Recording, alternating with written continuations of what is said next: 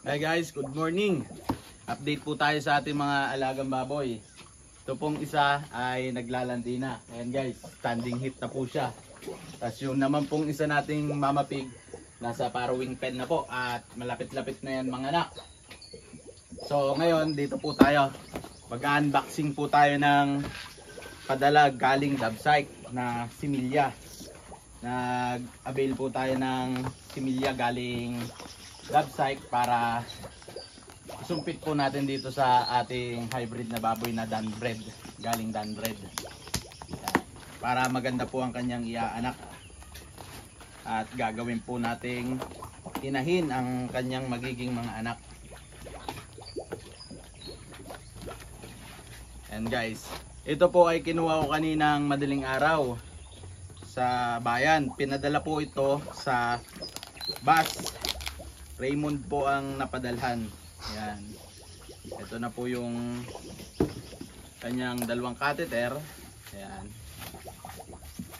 Dalawang catheter na po yan. Kasi dalawang dosage po ito.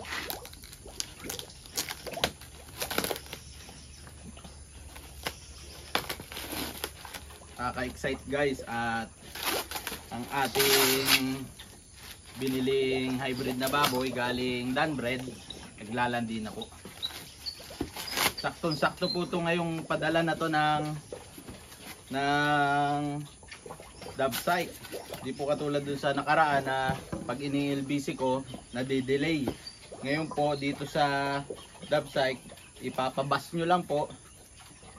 Hintayin nyo lang po sa inyong lugar kung anong oras dadating. Katulad po dito sa akin, dumating po ng alas 3 ng madaling araw. Kaya sinalubong ko po ito sa bayan, sa highway ng alas 3 ng madaling araw. Ito na po guys ang ating similya. Ito pong inabail natin na to ay GP Landrace. Yan. Kasi, bakit GP Landrace? Kasi plano po natin kumuha ng inahinin dito sa ating hybrid na baboy na to. Okay, simulan na po natin to guys.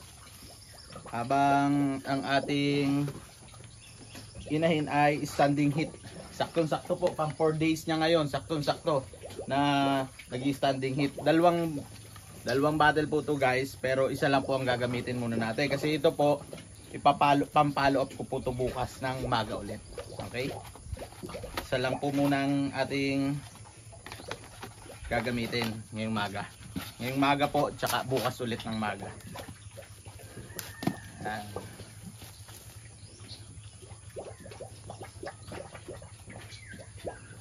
Ayan po muna natin siya tagkal-tagkal ang lamig at yan.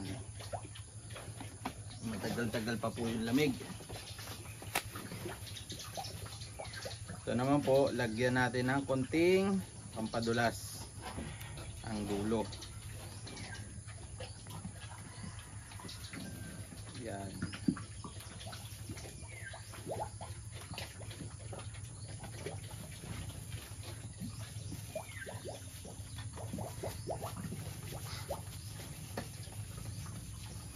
Yan guys, oh.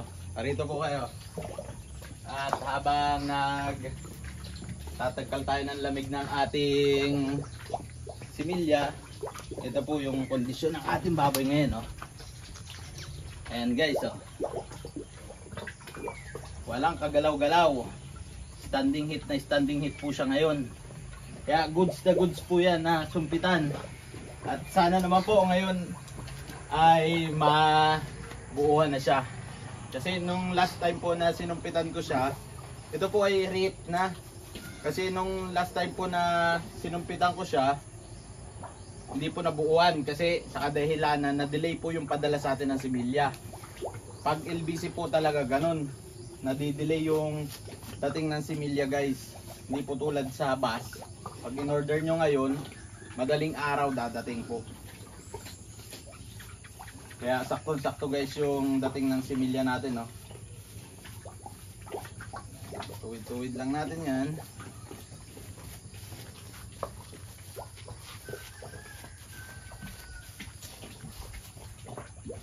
Tapos ito naman pong similya. Yan. Tagkal-tagkalin lang po natin yung konting lamig niya kasi malamig pa po guys. Gisingin lang po baga natin yung similya niya sa loob. Kumbaga ay ginigising lang natin. Gamitin natin yung init ng ating mga kamay. Yan. At samahan natin ng konting dasal para ito po ay mabuuhan na ulit. Kasi po nung last time nag-order po rin ako ng ganito, 2,300 po ang dalawang dosage nito. Ang order po sa kanila ay 1.5 per 2 dosage, tapos plus shipping fee na 800, kaya 2.3 po. So nung nakaraan po nagtapon lang tayo ng 2.3 sa kadahilanan na late po ang LBC na magpadala. Na ipit po sa Gumaka, Quezon yung ating package na similya. Hindi po dumating ng on time. Kaya ngayon po binago natin yung strategy, sa bus na po natin pinadala para talagang wala pong delay. Okay, medyo tama na po ang kanyang lamig.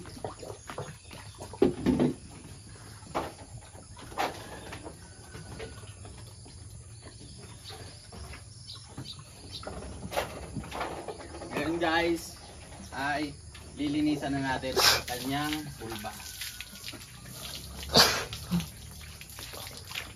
Linisan na po natin at tayo ay magsasagawa na ng pagsusumpit.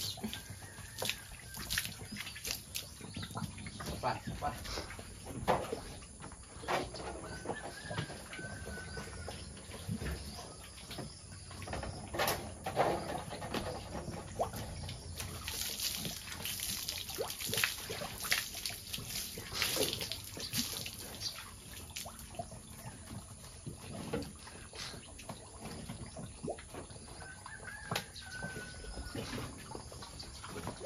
Okay, ito po guys, ilagay natin. Nakakatulong din po yan. Saka mamaya yan po natin ihahawak ang ating similya. Nakikita nyo po guys, oh, hindi na talaga siya gumagalaw.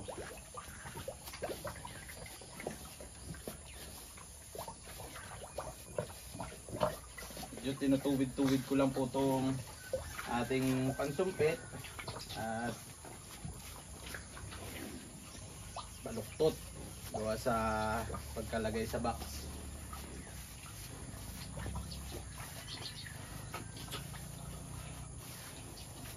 Okay guys, simulan na po natin ito.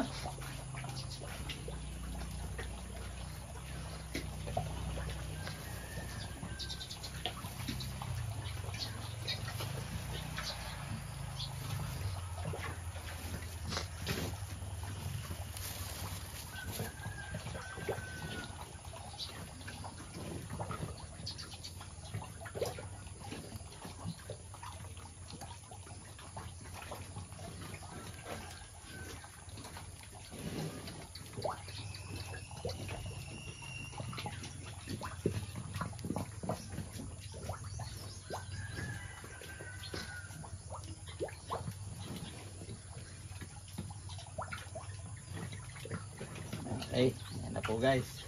Pasok na siya. At ang atin ng similya. Ito po ay GP Landrace.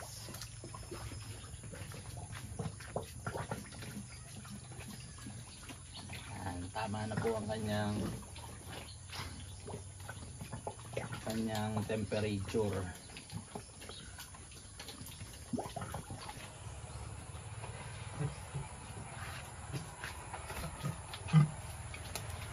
Okay guys, tapos na po tayo magsumpit dito sa ating gilt na galing Danbred. Ito na po yung first dose. Yung second dose po nito bukas ng maga. Bukas ko naman po ng maga isusumpit. Tapos ito po yung nagtira po ako ng konting-konti nito. Pinaamoy ko dito sa pangalawa natin na hybrid na galing din ng Danbred. Para maglandi na rin po siya guys. Nang masumpitan na rin po natin. Nang halos magkasunudan lang po sila mga anak. Okay? Hey guys, hanggang dito na lang po muna. Maraming salamat at kita-kits po tayo sa second dose.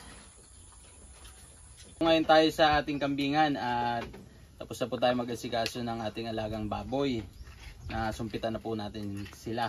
Tapos dito naman po ngayon tayo sa ating kambing at magpupurga po tayo ng oral albendazole tsaka ng ivermectin injectable para po ito sa mga maliliit at ito naman pong oral para doon sa kanilang mga nanay-nanay.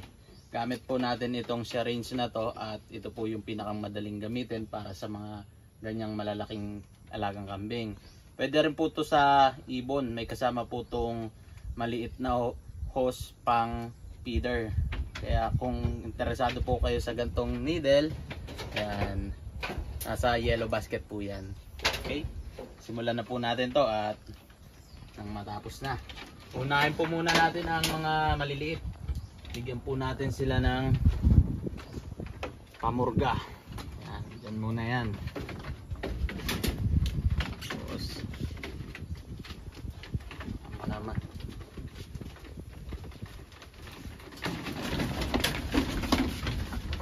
Huwag mong palalabasin ha.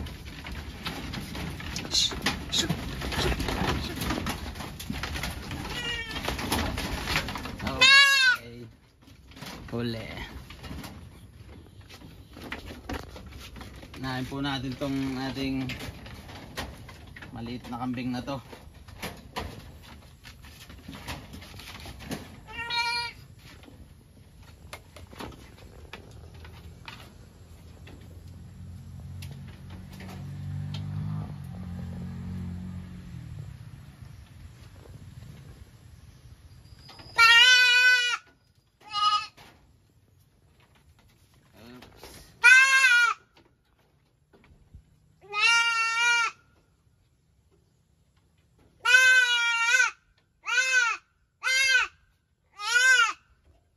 Okay, one down. Yun ay lalaki.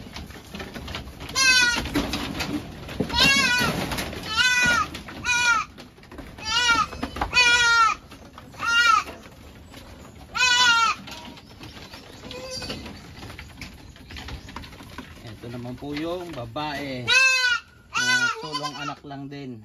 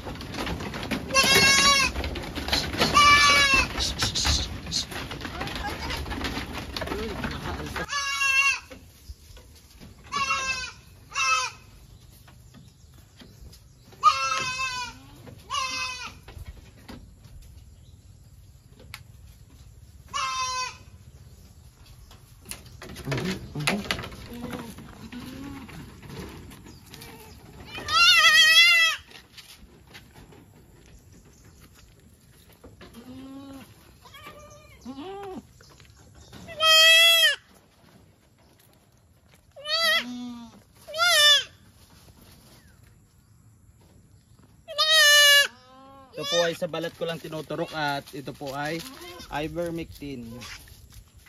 Yeah, ivermectin, shout out. Baka naman.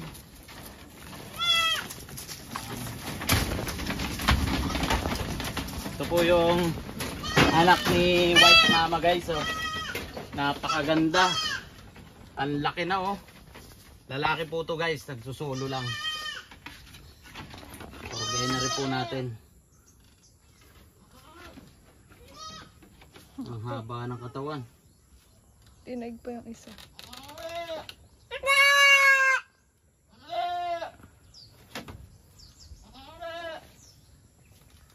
Pit na pit yung kanyang ano, Taba. balat.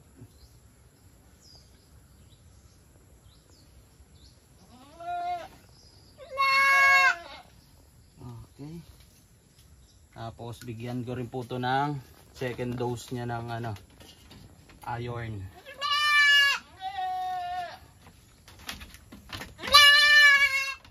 Ayan. Napakalakas na po niya.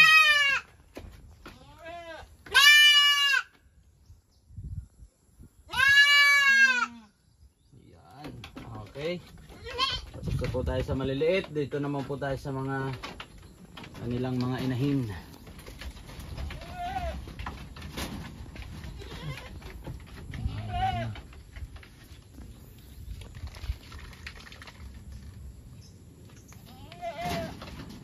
Po guys yung syringe na gamit natin.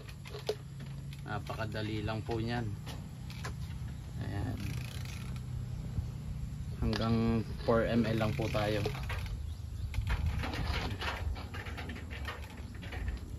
Kasi ito pong oral na gamit ko 1 ml per 10 kilogram. Okay.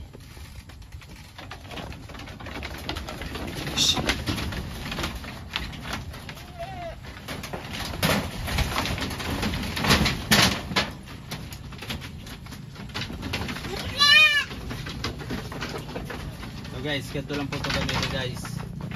Ayan o. Susupak nyo lang po yan dyan. At yan. Tapos na po. Napakadali lang. Napurga na kaagad natin ang ating mama pig. Ay mama goat. Oh, may dalawa pa po. May dalawa pa. Ayun po purgahin.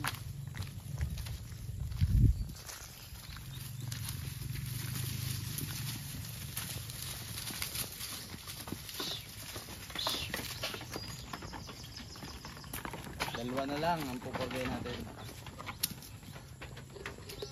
Ito po guys. Ganyan lang kadali ang paghigop nitong na to.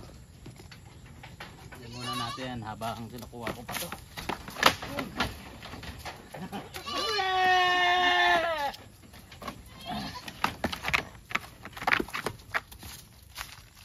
Yan.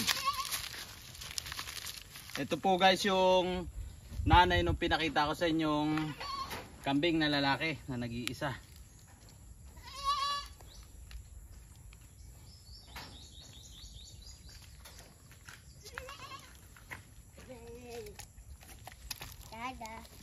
Okay. Po. Na guys. Sana lang isang mama goat na lang po ang ating pupurgahin. Yun ay si patumba-tumba. Yan. Napaka easy lang po guys pag ito ang gamit yung syringe na pamurga. Pag oral po ang gamit ito po. Yan. So, dito po tayo sa taas.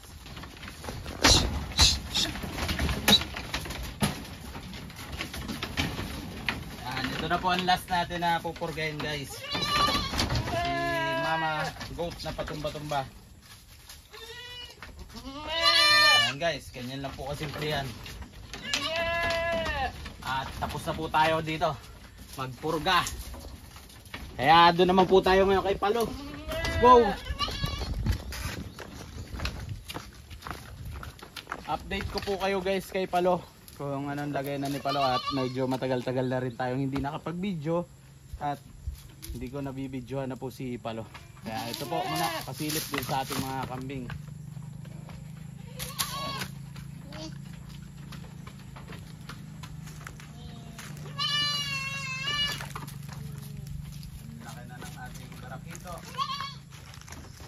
Ayan po yung ating sunod na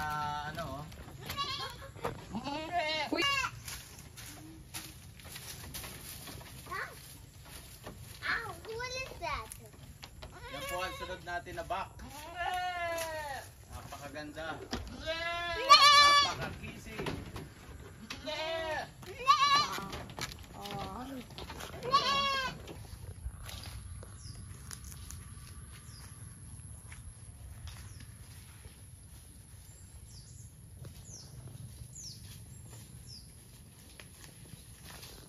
Ito na guys, si Palo. Yan, habang in-update ko kayo, pupurgahin na rin po natin to si Palo para isang purga na lang. Yan.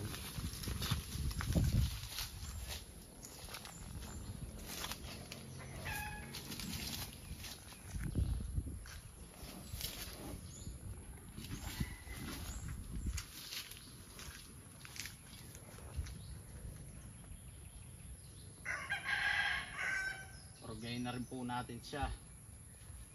At tag-init na, tataba na po yan.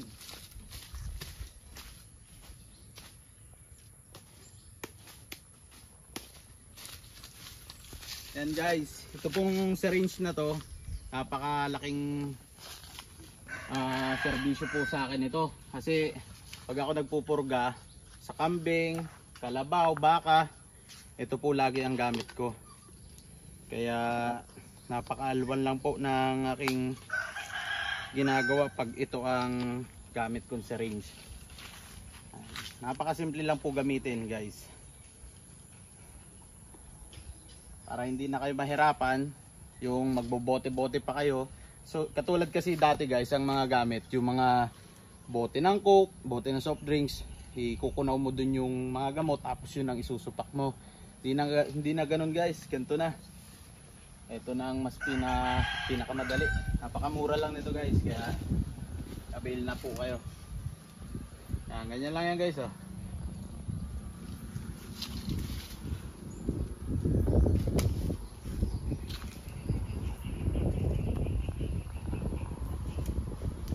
Guys, napakasimple lang.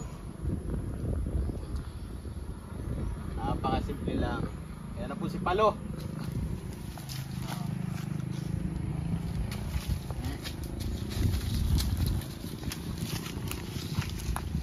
Papakita ko po sa inyo at alpasan po natin. Lagay po natin siya sa yan, sa luwang. Ayan guys, si Palo. Itim na itim. Oh. Ito po guys ay hindi ko na paparagusan ngayon, at hanggang ngayon po yung ating paragos gamit po dun sa manggahan. Kaya hindi ko po ito ngayon nagagamit, napaparagusan o natidraining. Kasi yung kanyang paragos gamit pa po sa manggahan, nag-i-spray pa po ng mangga. Yan. Tapos ando naman po sa kabila si Hillboy. Ayun po sa kabila.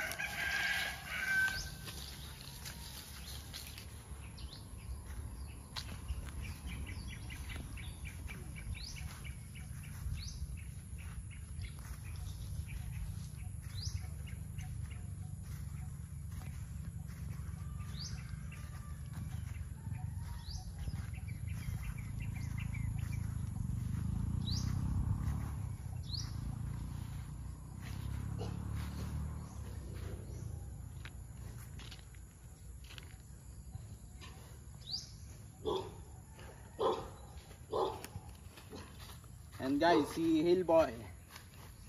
Ito po ay tapos na natin purgahin. Nauna po itong purgahin kay Palo. Kaya ito po, pansin niyo, gumaganda na ang katawan niya. Oh. Talagang ganun pa rin ang taas niya. Bantam pa rin. Ayan, si Hillboy. Pero napakabait na po niya. Okay guys. Okay guys, hanggang dito na lang. Sana po nagustuhan niyo ang ating video kahit medyo matagal na sundan. Kaya guys, kung nagustuhan nyo po itong ating video, don't forget to like and subscribe. Maraming salamat. Peace!